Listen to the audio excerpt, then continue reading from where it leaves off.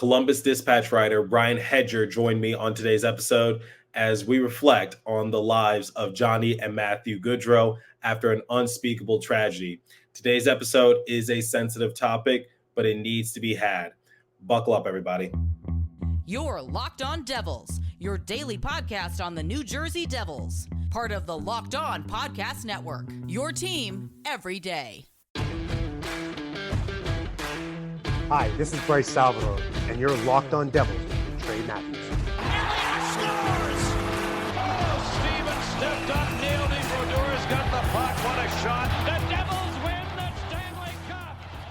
All righty now. What is up, New Jersey? Welcome back to the Locked On Devils podcast here on the Locked On Network. I'm your host, college hockey play announcer, Devils writer for Pucks and Pitchforks, and also part-time credential media member, Trey Matthews. Before I introduce my guests, let me address my audience.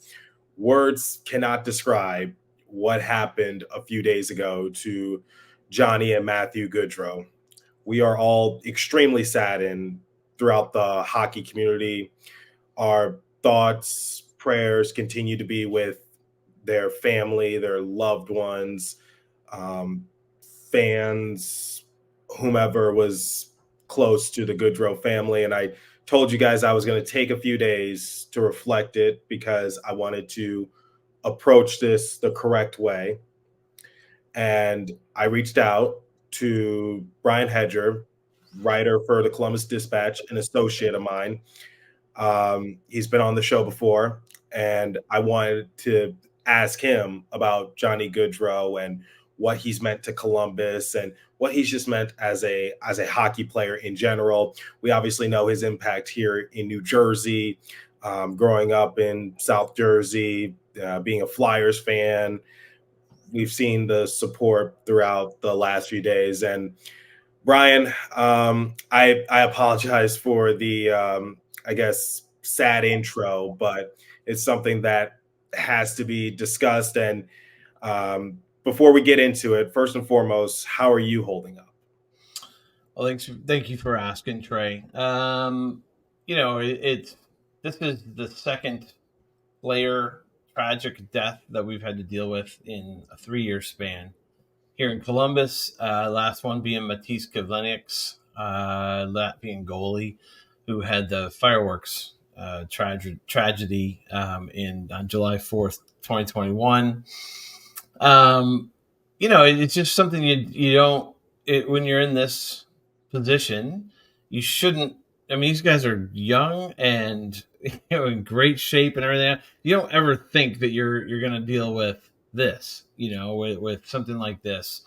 So it shocks you every time. And in this one, because we went through the last one with Matiss, the initial reaction was, again, that was the first thing, another one. We have to deal with another loss of somebody that we know, inside that room. So, and then you start peeling back the layers of this one. And then, like you said, it's just sadness everywhere because I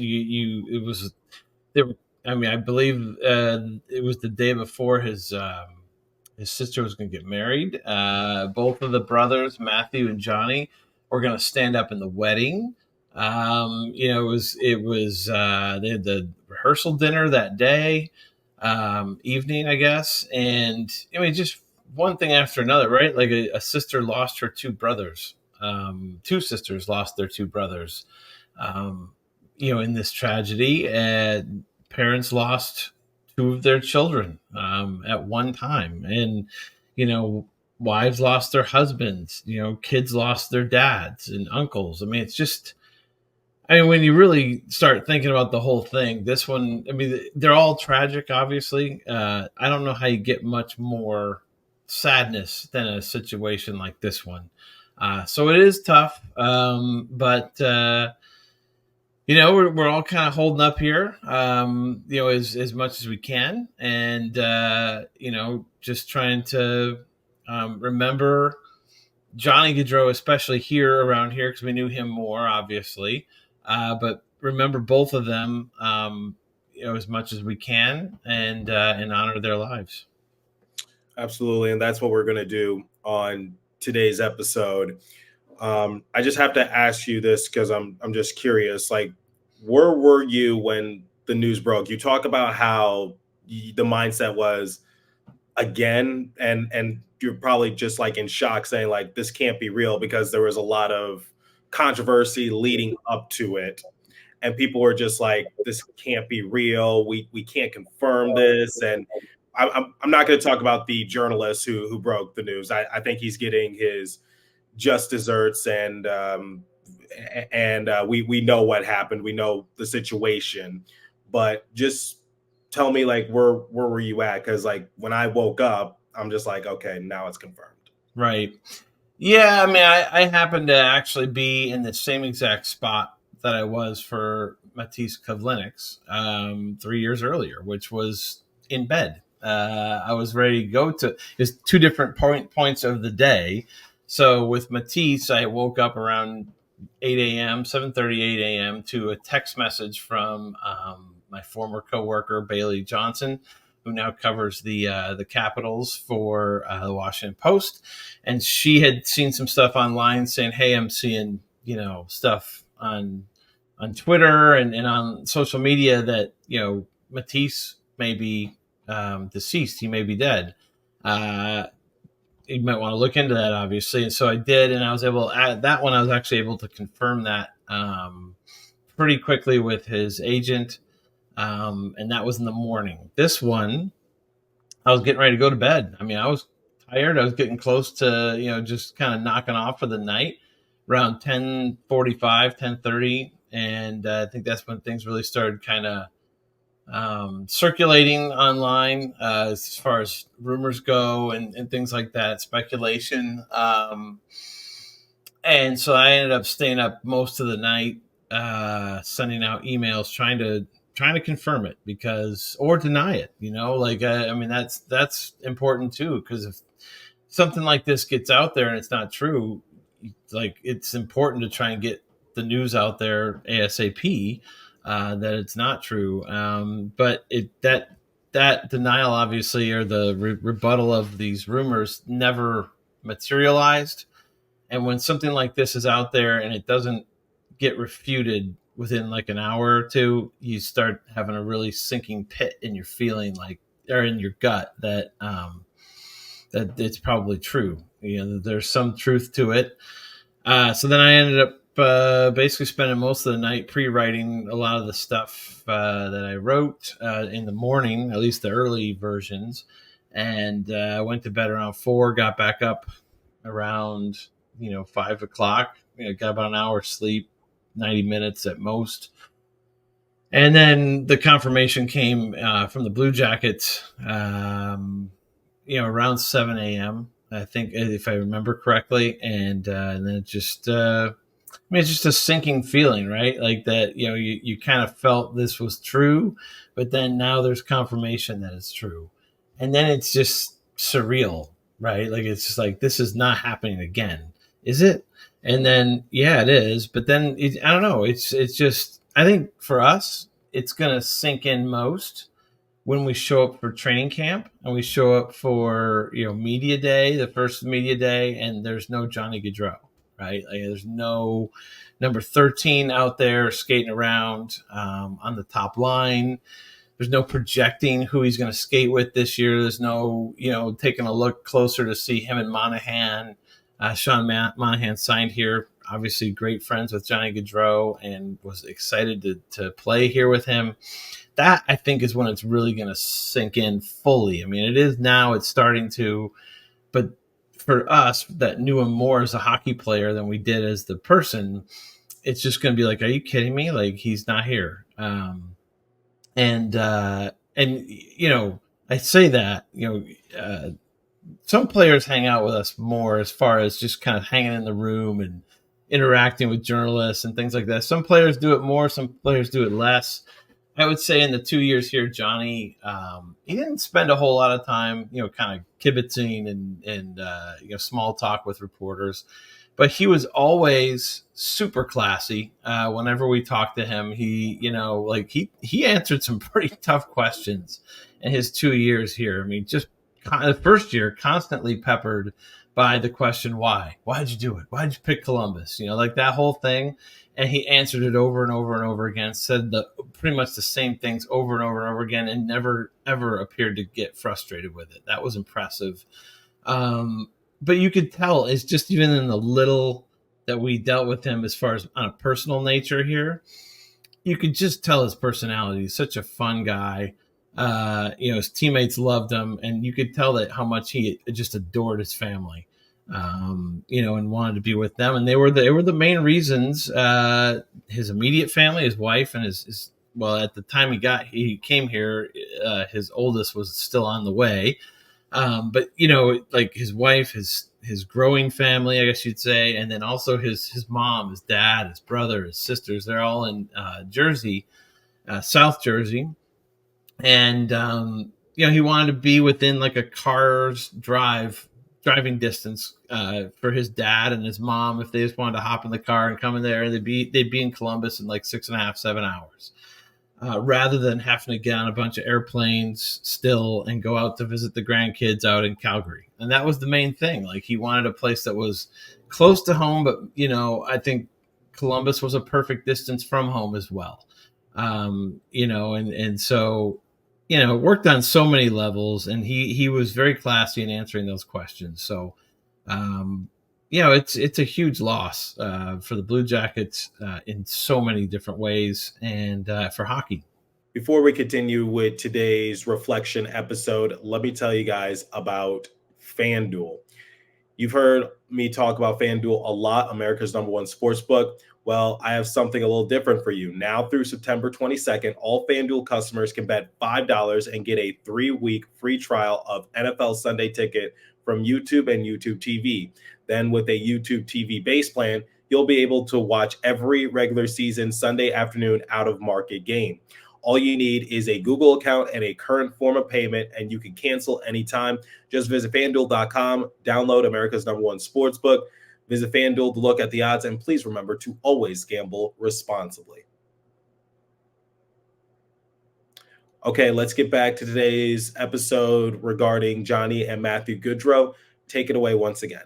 I remember, because I've been doing this show for 4 years, and in that 4-year span, it was rumored that Johnny Gaudreau was considering the New Jersey Devils, and I was more than happy to have someone like Gaudreau on the team, not only just from a hockey standpoint, but from a personality standpoint, because Devils were in need of some sort of just, how would you say it, just a kicker, if you would, because they were still not really a playoff team, and people weren't thinking that fondly of them. And I would have loved to have Johnny Hockey on this roster. And it goes to show you like how good of a hockey player he was, because when he didn't sign with the Devils, I'll admit, I was salty. But it's not because I had anything against Johnny Gaudreau personally. It was just because he was a good hockey player, and I wanted a good hockey player on this team. So I guess that goes to show how good of a hockey player he was.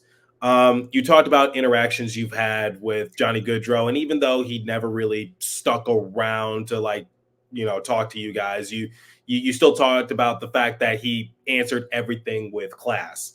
I want to go back to a tweet you published a few months ago, and I remember talking about it on this show. Patrick Laine checks into the player assistance program. And for anyone who doesn't know what that is, that's a program by the NHL where if a player is struggling with something, they can take some leave of absence and try to get the help that they need. And there was a podcast that made fun of Laine for doing so. And there was an outpour of anger, but also support from the hockey community, including Johnny Gaudreau, who told you that he was going to take the initiative to continue Patrick Laine's charitable work, which is like every time he scored a goal, he would donate this amount of money to a certain program. Can you just talk about that video? Because it did go viral, and I think people really started to see a different side of Johnny Gaudreau, just of how charismatic, how much he does care about his teammates, and this initiative set out by Patrick Laine to help with men's mental health. Can you just talk more about it, if you would?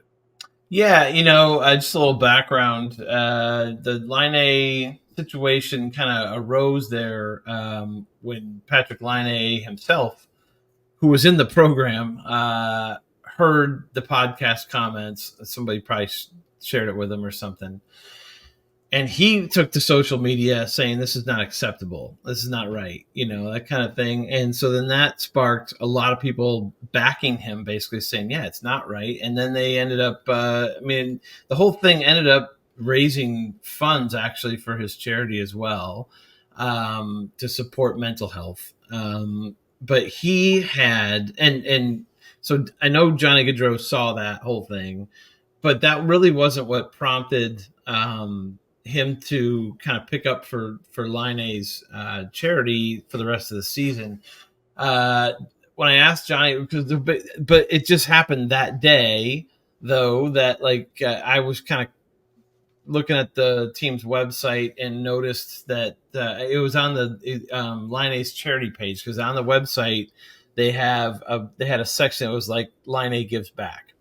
And so I started reading about it, because I knew that in October of last year, Patrick Line started a charity for last season in which he was going to donate $1,000 for every point that he scored to the Ohio Health Foundation. Ohio Health is like one of the big healthcare providers around here. So Ohio Health Foundation for specifically, men's health. Either supporting men's health and initiatives like that. And he only played 18 games last year. He had injuries, he had a concussion, he ended up fracturing his clavicle. He only had, I think it was 6 goals, 3 points, or 3 assists and 9 points in 18 games. And then he entered the program in late January. So Gaudreau told me that night, and you can see it in the video where he says, I noticed what he did for basically mental health, or what he was trying to do at the beginning of the year, and he thought it was awesome. He thought it was great. And then he kind of, they were on their break. They were on their, mid-season break, and he just started thinking Patty is not here. He's probably not going to be able to finish the season and really, drive that number up. So I'll do it, And so he decided to do the same thing. So from that point on, we were in Ottawa actually at the time, when I noticed that, it was on the site that he was going to pick up for Line A. And so he ended up, I just looked it up last night. I think he had 25 points in the last 29 games. So $25,000 added to Line A's. The total, I think, was somewhere around 34,000 or something like that, donated to local mental health causes around here between the two of them. So it just kind of was a coincidence. Like Johnny Gaudreau was already going to announce that he was going to do this, but it happened to come out because I saw it on the same day, basically, that that this other thing happened. And so I asked him about both after that game. And what it really told me about Johnny Gaudreau, there's a lot, because they lost the game. I think it was 6-3. They lost. It was another kind of, they're starting to go down another really bad road as far as wins and losses last year. And the 2 years here were tough for Johnny Gaudreau, obviously, as far as statistical output and the teams winning and losing, that kind of thing. So, the fact that he even came out and talked to us at all about the game, he would have done that anyway. But I kind of threw that question in there at the end of this, and he would have been perfectly well within his rights to be like, look, this is a tough loss right now, and I'll talk to you about this tomorrow. But, right now I'm not really in the frame of mind to answer that. And he didn't say that. He basically just realized the importance of everything. The podcast comment, Line A being in the spotlight, the focus, needing some support. Me asking about the charitable stuff. Him realizing that that's a big deal. He instantly recognized the importance of all those things and gave just a very heartfelt, genuine answer on both accounts. And I think you learned a lot about Johnny Gaudreau as a human being. If you listen to that answer, I think you learn about him as a teammate. The guy, he was just a good person, and he was also a great teammate and was there to support Patrick Laine when he needed it. And I don't know, I came away with, the way I tweeted it recently after Johnny's after the tragedy that took Johnny away, was that it was probably, I mean, we only had him for 2 years here. That was probably my favorite Johnny Gaudreau moment, because it showed you everything you need to know about the guy and who he was. It wasn't just a thick wraparound goal or anything like that. When we saw those, you can see all the amazing skills he had on the ice. I thought that showed us who he was kind of as a person, and I was impressed and respected him even more after that night. Before we close out today's episode with Brian Hedger, let me tell you guys about Game Time. I've actually used the Game Time app before to purchase NBA and MLB tickets. All-in pricing. Toggling this feature shows the total upfront with no surprise fees at checkout. Seat views, get a great view from your seat in the app before you buy. The lowest price guaranteed, or Game Time will credit you 110% of the difference.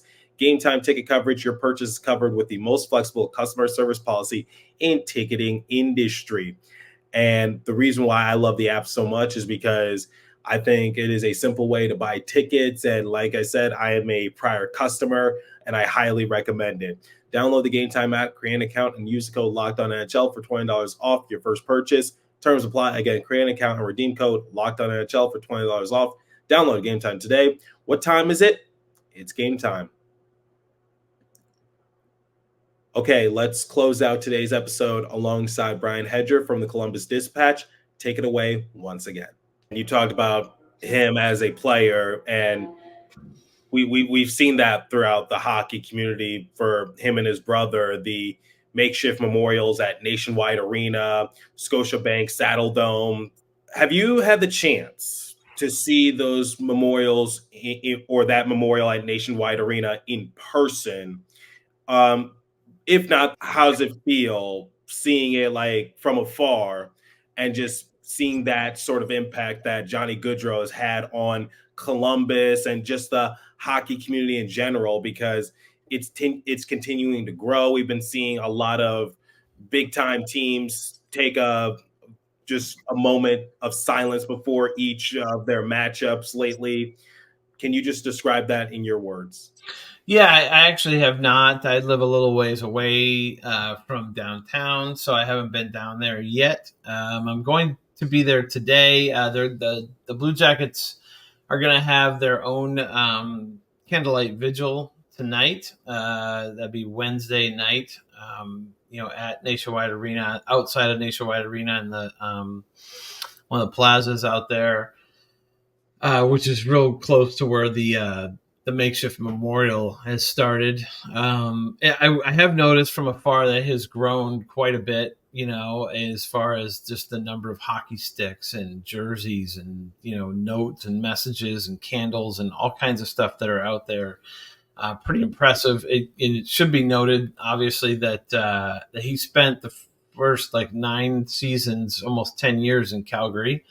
And, at Saddle Dome, they have a huge, memorial out there as well, set up by fans. And I believe they're going to also have a candlelight vigil on Wednesday night as well. So, wherever he went, he left a great impression. He left his, a great legacy, at Boston College and Calgary, and certainly made his mark here. And I think that's why you're seeing this outpouring. I mean, there would be an outpouring for anybody who had to go through a tragedy like this. Any player that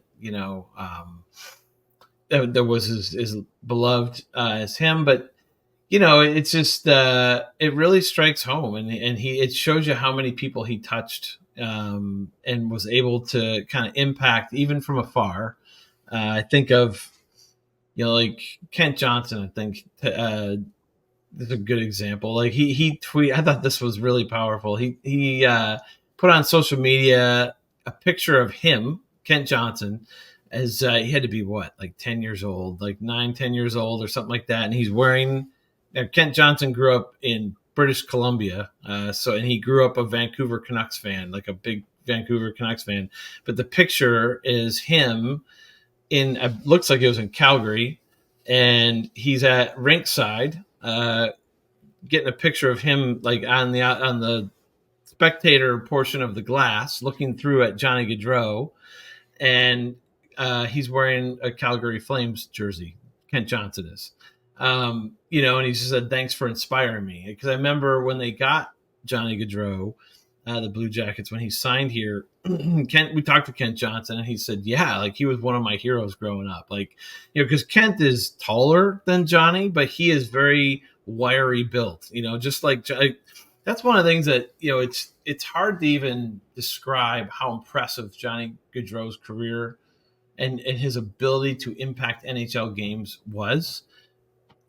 His size, like everyone talks about the height, and yeah, he wasn't the tallest guy in the world, but there was not a lot to him as far as weight. Like when you rolled up and you met him and shook his hand and everything, one of the first things you notice is like, wow, like how is this guy able to go out there with all these like giants that we see, in the room, and just zip around and score goals and set up other goals and not get just absolutely plastered all the time, or kept from the net. He's an impressive guy. And so from that aspect, he comes along, and a lot of other players who had similar games and similar body styles and things like that, they all drew inspiration from just watching him play and saying, hey, not only is this guy making it in the NHL, like he's a superstar.